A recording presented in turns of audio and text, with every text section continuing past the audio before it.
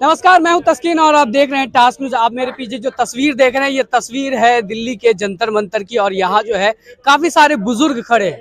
ये बुजुर्ग वो हैं जो पेंशनधारी हैं, लेकिन इनकी शिकायत ये है कि इन्होंने नौकरी के नाम पर पूरी जिंदगी पूरी जवानी अपनी उसमें एक तरीके से कहें कि तपस्वी की तरह जो है वो तपा दिया, लेकिन अब बुजुर्गी की हालत में जब उनको जो है आराम की जरूरत है तो उनके खाते में चंद पैसे आते हैं। उनके साथ क्या समस्याएं हैं, किस तरीके से वो दो चार हो रहे हैं, आइए उनसे बात करते हैं और जानने की कोशिश करते हैं कि आखिर देश किस तरफ जा रहा है। 3,000 रुपए में गए बत्ता, अभी बात नहीं कर रहे। अभी तो 2,000 देने के लिए सीतारामन के पास में पैसे नहीं है। 2,000 देने के लिए पैसे नहीं, इन गरीबों के जिनके पैसे उनको, और जिनके पैसे नहीं ना उनको बोलते 120 रुपए भरो, 30 साल के बाद में, 33 साल के बाद में, 35 साल के बाद में तुमको 3,000 रुपए पेंशन देंगे। कितने? 100 रुपए के ऊपर। अरे जब 100 रुपए के ऊपर 3,000 देंगे तो मैंने 547 भरा है, 1250 भरा है, तो 547 के ऊपर मुझे 15,000 रुपए पेंशन चाहिए। आपके कैलकुलेशन के हिसाब से किसी को भी बिठा दो, जब तुम 120 के ऊपर 3,000 दे रहे तो मेरे 547 कैलकुलेशन के हिसाब से आप लोग का 15,000 बनता है और मिल कितना रहा है आप लोगों को? 700 मिल रहे मेरे को। 15,000 के बदले 700 मिल रहे हैं। कोई तालमेल ही नहीं बैठ रहा। कैलकुलेशन ही इन्होंने ऐसा किया। इन्होंने पेंशन का फार्मूला बनाया, लेंथ ऑफ सर्विस फॉर 1995। सबको ऐसा ही मिलता है पेंशन? हाँ, ऐसा सेम पेंशन है? सेम है। ये लेंथ ऑफ सर्विस फ्रॉम 1995। बताइए। 700, 800, 1,000 कितना? 1,000 रुपए मैक्सिमम? हाँ, 1,000 नहीं, 1,000 रुपया से प्लस का 1,000 रुपए ये मिनिमम पेंशन उन्होंने किया। लेकिन अभी जो रिटायर्ड होगा कल, यदि कोई हमारे स्कीम वाला रिटायर्ड होगा, ये तो बहुत पहले रिटायर्ड हो चुके हैं भाई, 2003 में रिटायर्ड हो गया वो।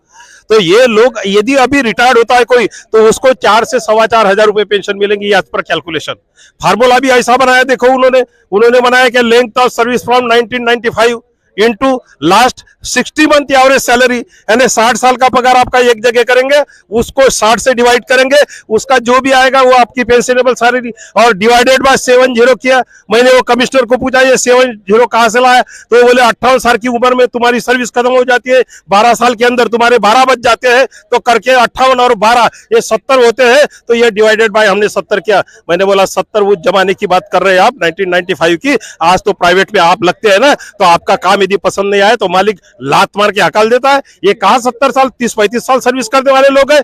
हमारे जमाने में करते थे, मैंने 33 साल सर्विस किया, हमारे जमाने में करते थे। लेकिन आप तो प्राइवेट का जमाना है, आप तो अच्छा लगे तो रख लेंगे, बुरा लगे तो हकाल देंगे। ऐसे हालात अगर देखेंगे युवा तो काहे के लिए आएंगे जब उनको कुछ मिल ही नहीं रहा? तो नहीं, युवा आएंगे नहीं, लेकिन ये क्या है, महात्मा जी ने बोला था यदि चपरासी को 2 रुपया रोजी मिलती है, 200 रुपए मिलता है, तो कलेक्टर को 1,000 रुपए मिलना चाहिए। अभी क्या है, अभी 300 रुपया किसको मिलता है? मजदूर को 300 मिलता है, और 300 करोड़ रोजाना कौन कमाता है? मुकेश अंबानी कमाता है। तो ये इतना रेशो जब बढ़ गया, इतनी डिस्पैरिटी जब बढ़ जाएंगी, तो मेरे को ऐसा लगता है कि इन लोगों को ही समझना चाहिए कि इनका जो आटा जाएगा ना चक्की के ऊपर, वो आटा भी हमारे जैसे लोग छीन कर लेके जाएंगे। ये खा नहीं सकेंगे। रोटी ये पकाएंगे, छीन के हम लेकर जाएंगे, ये खा नहीं सकेंगे। ऐसी दिन ये लाने वाले हैं, इसी लाइन पे ये देश चल रहा है। कैसे मुकाबला करेंगे? आपको पेंशन मिल रहा है 700-800 और वहाँ हजारों करोड़ों की प्रॉपर्टी बन रही है, कह रहे हैं देश जो है वो। इसके लिए तो आज हम चिल्लाने आए कि हमारी जो हक का पैसा है, जिसमें हमारा कम से कम हमारा जो फंड जमा हुआ वो भी अगर हमें मिले तो हम 9,000 के आसपास पहुंचेंगे। आज एक बुढ़ा बुढ़ी को जीने के लिए कम से कम कितना चाहिए? एक अपना गवर्नमेंट जज का 9,000 एक बुढ़ा बुढ़ी को जीने के लिए जरूरी है। पर आज जो गवर्नमेंट डेरी, जो आज जेलों में जो लोग पड़े हुए, उनसे भी कम हमको आज पैसा मिल रहा। 30 रुपए रोज से हमारे को आज पैसा गिर रहा है 1,000 के अंदर। तो मजदूरी से भी कम है? मजदूरी से कम है। आज का 1,000 रुपए पेंशन मिलता है, उसका रेशो निकाला है तो फिर 28 रुपए निकलता है। 28 रुपए और गोली का खर्चा हर आदमी का 100 रुपए है। ये कहाँ से, इसका सम्मान कहाँ से हो जाएगा? तो इसके लिए ये कहा यह जा रहा है कि जो मजदूर जो जेल में जो बंद कैदी है वो आप लोगों से बेहतर है। बेहतर है। मैं 3 दिन EPS 95 के लिए 3 दिन जेल में था, नागपुर सेंट्रल जेल में मैं 3 दिन था। 25 जनवरी को मैं जेल के अंदर चला गया, 26 जनवरी को मेरे को वहां पे खाना मिला, 27 जनवरी को मेरी बेल हो गई तो मैं बाहर आ गया। तो जब 26 जनवरी को मैं सवेरे उठा तो सवेरे 1 गिलास दूध, 2 केले और 2 बटाटे वड़ा और बूंदी, ये सब खाने को मिला। बहुत अच्छा खाने को मिला शाम तक, क्योंकि 26 जनवरी थी। नेशनल फेस्टिवल था, उस दिन मेरे को इतना अच्छा खाने को मिला। तो मैं जब रिलीज हो रहा था, जेल के बाहर जा रहा था, तो मैंने वो जेलर से पूछा, मैंने बोला मेरे को 5 मिनट के लिए मिलवा दो। बोले जेलर आपके कौन है, ऐसे मिल नहीं सकते। तो मैंने बोला मेरे रिलेटिव है, जरा मिलवा दो। तो मैं जाके उनसे बात किया, नमस्ते किया। बोले कैसे क्या ना क्या बात है आपकी। तो मैंने बोला साहब मेरा एक दिन में आपने इतना आदर सत्कार किया है कि मुझे ऐसा लगता है कि जेल के बाहर जाना नहीं चाहिए, बहुत अच्छा खाना मिलता है। तो बोला खर्चा कितना आता है, ये 2016 की बात है। तो उस वक्त उन्होंने बोला था भाई साहब आपने बड़ा अच्छा प्रश्न किया है, जेल में एक कैदी के ऊपर रोजाना 88 रुपए पर डे खर्चा आता है उस वक्त। अभी 126 हो गया, वो अभी 126 हो गया। इन्होंने ये देश की ऐसी तैसी करके जो जेल के अंदर गया ना उसको 126, और जिन्होंने इस देश को महासत्ता बनाया उसको 16.5 रुपए। तभी जो है पॉलिटिशियन जो वो जेल जाने से घबराते नहीं है, बड़े आराम से रहते हैं। अरे पॉलिटिशियन की बात ही छोड़ो, पॉलिटिशियन तो ऐसे है कि जेल में जाके भी मसाज करने वाले वीडियो अभी इन्होंने डाले, हमने देखे। हमको तो वही काम है, किसी के भी यहाँ पर जाओ, जिसके यहाँ पर टीवी है उसके यहाँ पर बैठे रहो चिपक के, वो भी साला परेशान होता कब बुट्टा उठेगा कब घर जाएगा। लेकिन अपन देखते रहते उसको, तो उसमें हमने देखा तो ये मसाज वसाज सब चलते रहते। बड़े अच्छे अच्छे घर के लोग हैं वहां पर जाते, जितना बड़ा गुनहगार उतनी बड़ी उसकी व्यवस्था। कसाब को शाही बिरयानी, साले को उससे हमारे लोगों को मारा, उसको शाही बिरयानी। ये देश है, ये कौन से कायदे चला रहे हैं ब्रिटिश के। अबे ब्रिटिश भगा दिए, कायदे तो भगाओ, क्या इतनी भी अक्ल नहीं तुम्हारे पास में। अच्छे अच्छे कायदे लाओ ताकि हम अच्छे से जी सके। हमारे यहाँ का हर आदमी, हर दबा कुचला आदमी, कोई भूखा नहीं मरेगा, कोई नंगा नहीं सोएगा। सब बोलेंगे ये राम राज्य है, राम मंदिर का राज्य नहीं। आप राम राज की बात कर रहे हैं, यूपी में योगी जी की सरकार है, कहते हैं वहाँ राम राज है। आप लोग इतने बुजुर्ग हैं, अच्छी खासी दुनिया देखी है आपने, ठीक है, बहुत करीब से समझते, आपको क्या लगता है ये देश किस तरफ जा रहा है? ये देखो जितना भी विकास होता है ना, ये विकास नहीं होता, ये अपन भकास की तरफ जा रहे हैं।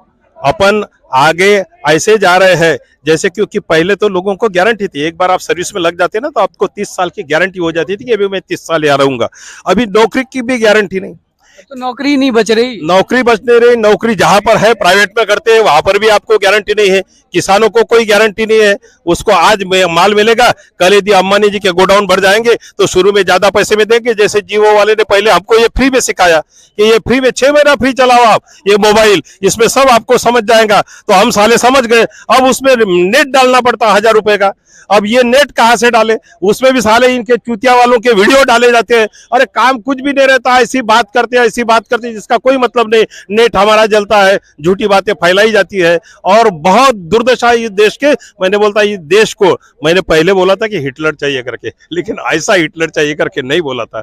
नहीं, कांग्रेस के जमाने में मैंने बोला था कि भाई हर कोई आदमी उठता था अपना स्टेटमेंट देता था, इनके इसमें एक भी नहीं देता स्टेटमेंट। इतना कड़क आदमी है नरेंद्र मोदी, बड़ा अच्छा, मैं तारीफ करता हूं उनके कुछ कुछ बातों के लिए, बड़ा अच्छा आदमी है। मैं चाहता हूं भी कि ऐसा ही आदमी चाहिए था, लेकिन ये आदमी ने एक गरीबों के लिए बड़ा गुनाह किया है। 8 साल से हमारे तरफ झाँक कर भी नहीं रखा। अरे वहां में मन की बात पे हमारे लाखों लेटर हमने डाले मन की बात में कि भाई एक आधे बार तो मन की बात में ईपीएस 95 की बात करेगा। ये मन की बात सुनी गई? अरे सुनी नहीं, लेटर ही नहीं, ईपीएस बोले तो बाजू में रखता। इस देश में 543 खासदार है, एमपी है, उनमें से किसी को समय नहीं मिला। सिर्फ एक हेमा मालिनी जी को समय मिला था, वो भी चाय पानी हो गया। उसके बाद में हेमा मालिनी जी उधर और ये मोदी जी इधर, कुछ काम नहीं हुआ, किसी के 5 पैसे नहीं बढ़े। ठीक है, तो सुना आपने किस तरीके से जो बुजुर्ग है उनका जो है भड़ास है वो बाहर निकल रहा है देश की तरफ, कि कितनी उम्मीद से, कितने सपने से जो है ये लोगों ने देश में जो है वो सत्ता परिवर्तन किया और लाया। लेकिन नतीजा क्या हुआ कि आज जो है इनके जेब में खुद जो है वो पैसे नहीं है, इनके स्वास्थ्य पे सवाल उठ रहा है, घर में 2 वक्त की रोटी कैसे आएगी उस पर सवाल उठ रहा है। और सबसे बड़ा सवाल कि हमारे सामने जो युवा है उसका भविष्य जो है अब कुछ दिखाई नहीं दे रहा है। आपकी क्या है राय, आप क्या समझते हैं इस मैसेज को देख करके? आप कमेंट बॉक्स में अपनी राय रख सकते हैं। तब तक ले दीजिए मुझे इजाज़त, नमस्कार।